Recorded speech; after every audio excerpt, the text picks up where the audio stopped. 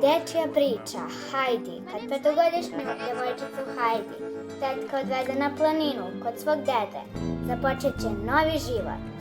Ali uskoro će tetka opet doći i odvesti Hajdi u Frankfurt kod djevojčice Klare.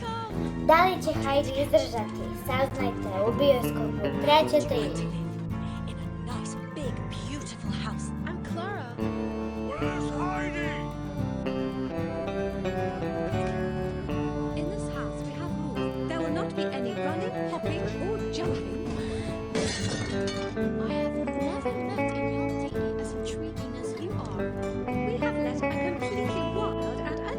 Uzbudljiva priča o devojčici Hajdi koja odlazi da živi kod dede na planinu i koju prati puno avantura sa pastirom Petrom i gospojicom Klarom.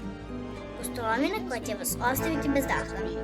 Ako želite saznati više o priči Hajdi, pisca Johane Špiri, dođite 18. novembra 2020. u bioskop 3. Vidimo se!